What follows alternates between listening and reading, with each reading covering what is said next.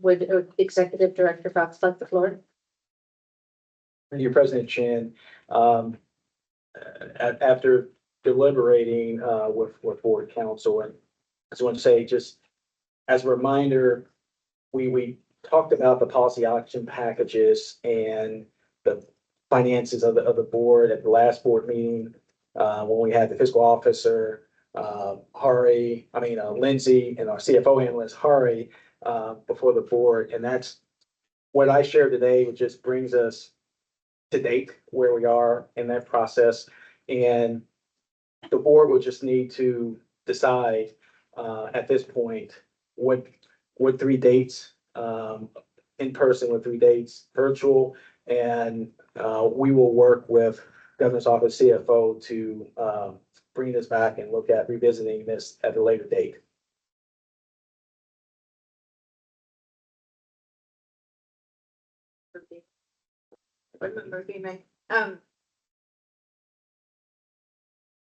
This is the path set for the next year. Would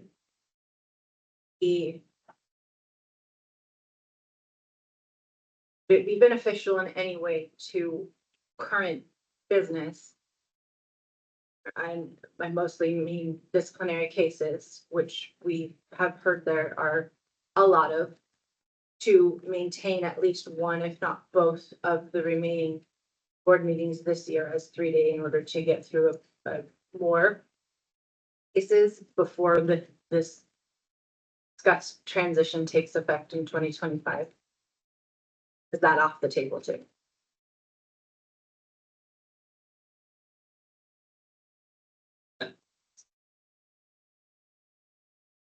Rather than doing 2 days of rules as we have been in 1 day of disciplinary, doing 2 days of discipline and 1 day of rule and for Part of the challenge, at least for 2024, I'll just speak to this year, we're probably not going to have that many cases. We'll probably have probably 20 cases as you had in the last day. So it would still possibly be 2 days anyway. there's not a backlog of cases. There's cases that compliance is going through. Yes, but as far as adjudicating them through the process, are they ready for the board? Like, it's highly doubtful that we would have what you've seen before, like 60 cases moving forward, given the challenges we have with staffing and just the adjudication process with each of those cases. Okay, thank you. Member Kirkbride, I'd like to propose to my fellow board members that the in-person meetings be February, June, and October, while the virtual meetings be April, August, and December. Board Member Chin, that the June particularly works well because that's our annual business meeting for the board, and that really should be in person.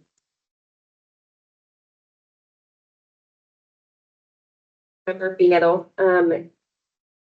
due to weather constrictions and driving in December and February when there's still a lot of snow, still a lot of rain, I feel like those 2 should be considered for sure, would be December and February for virtual.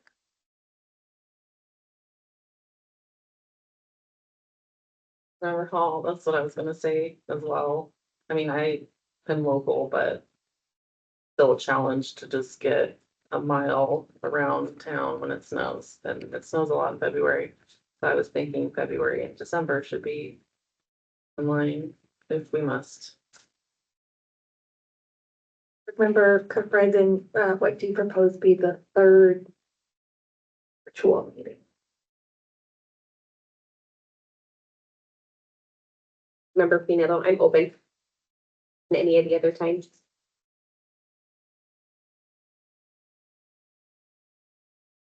Yeah. Well, they're still putting our preference on the table, so I would definitely go with December and February for sure. Board Member Beeman, can I put into perspective? I will not be here, but when it comes time for renewal, if board members do not renew, which it has been a pattern of only 1 terms being served of recent. You will have 3 new board members at an August meeting, again in 4 years, based on 3 new members starting this year, assuming the recruitment goes appropriately for timing. So just a thought on that moving forward for your member rotation. Me if I'm wrong, did you task us with just doing 2025 and not doing 2026 and 2027 at this time? But what you would do for 25, it will be 25 through 27. So whatever months you have, it would be laid out across each of these 3 years. And I will just add a qualifier, just to ease the tension. I get it. It's tough, to be where we are. Whatever you decide today, is what will go into part of the governor's budget. In the event, there's a qualifier there, in the event the governor says, Board of Pharmacy, we're not taking any reductions from you. That's a conversation that we will bring back to the board. So and now what you're going through is part of the process, picking these dates, because in the event, if the governor decides, and we won't know that at least for a few months on, right now, each agency has to provide these reductions and this information, part of the process. We'll know more in a few months where everything lies. And if she decides to take it, then what you decide now is gonna be moved forward. If she decides not to take it, and there's no reductions, then that's a conversation we'll bring back to the board.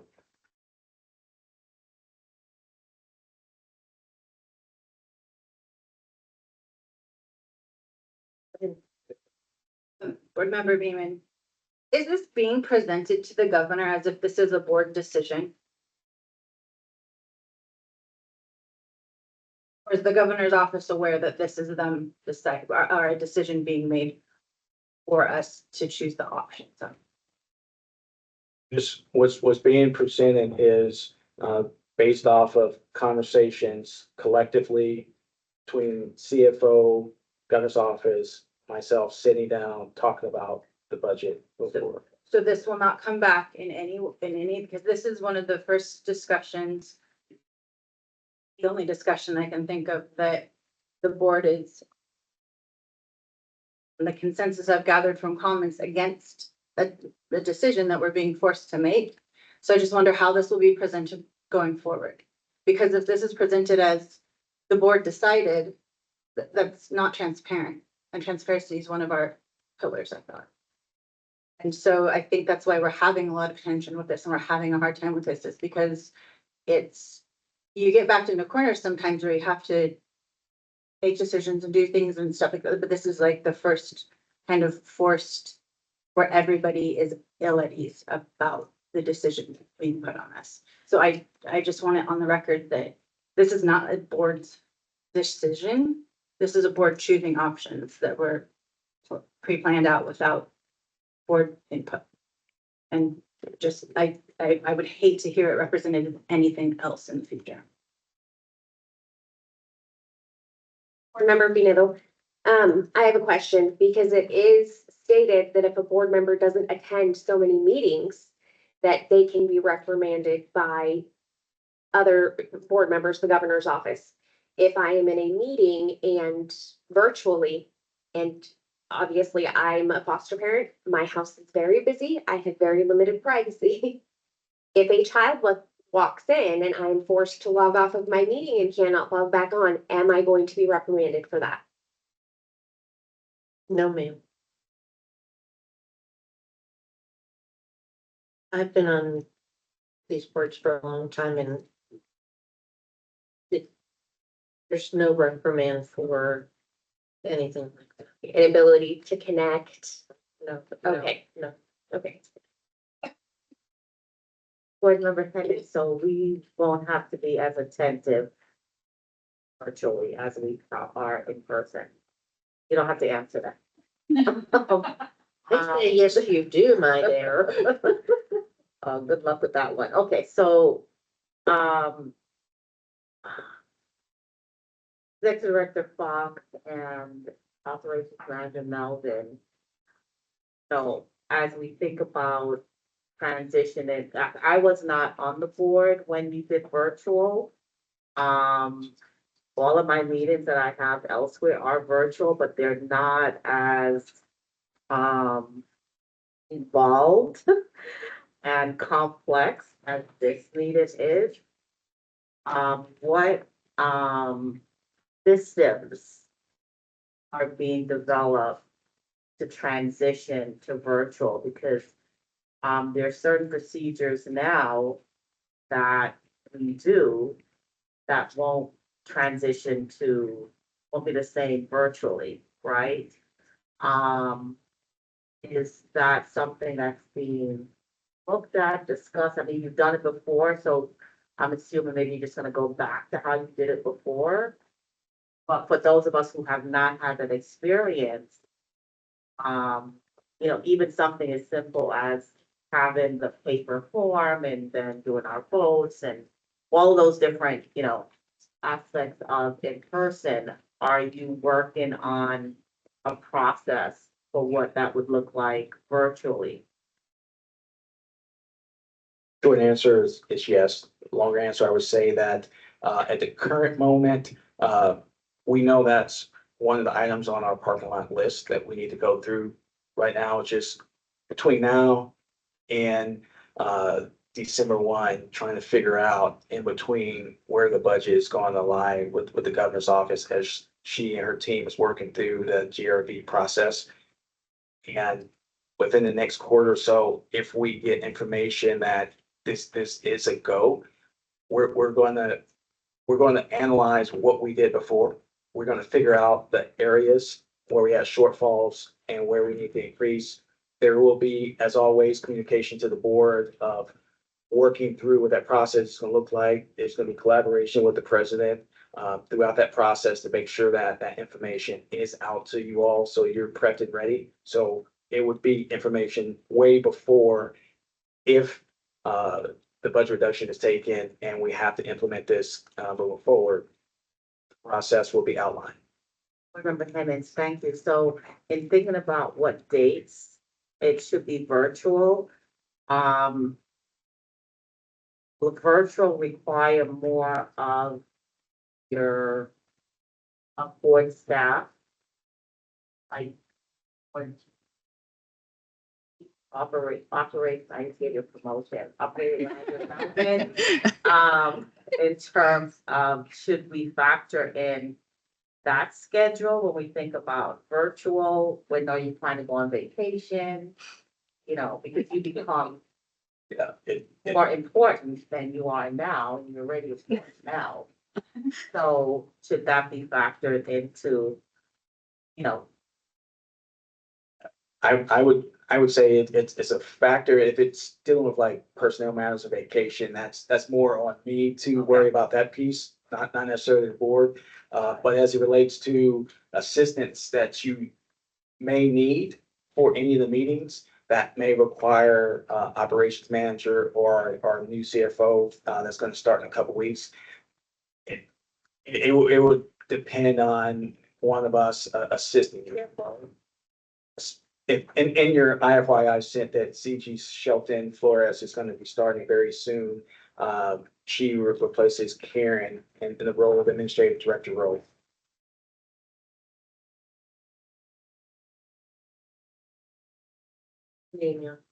yes, I did remember that, but in the talks of budgets, and I'm just kind of trying to, I'm assuming the CFO was already included in the budget and approved previously. Yeah, all the hires that have happened before everything was locked in place.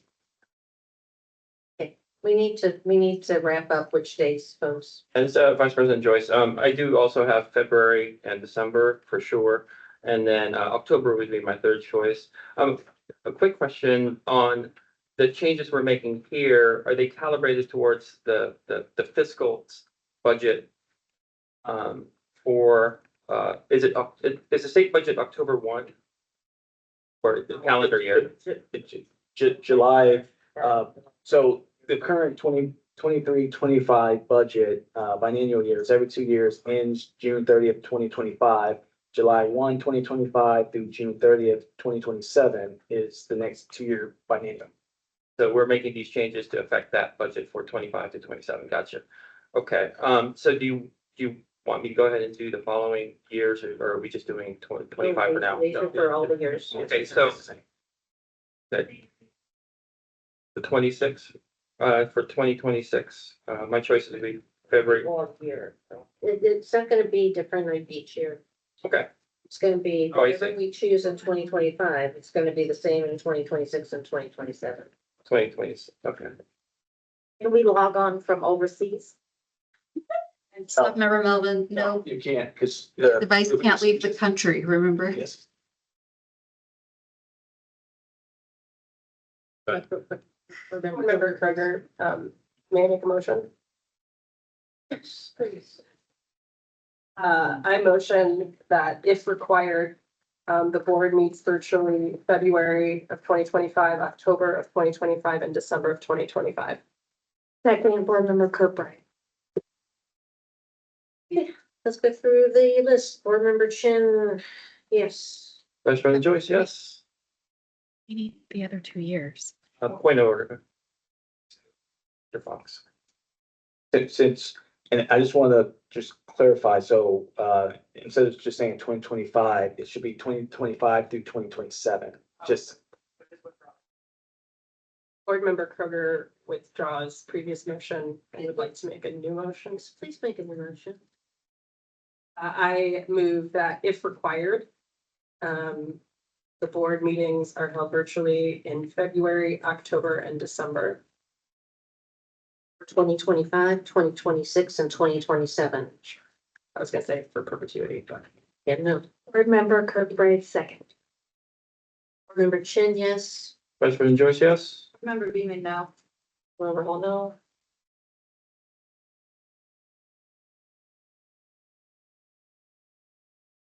Oh, it's me. Board Member Hemmons, abstain. Member Kirkbride, yes. Board Member Kroger, yes. Board Member Badil. Abstain. Remember Binetto, yes. Okay, motion carries with, Board Member Patel abstaining, Board Members Hall and Beaman opposed. Let's do lunch, please. Will. President Chen, you'll have to ask the public to leave this room. Thank you. Public, would you please exit stage left? You will be, we have to take an hour, so, no, we have to be back by 1. We do. We have to be back 1, so welcome back at 1. We have a, guest at 1 o'clock. And then we'll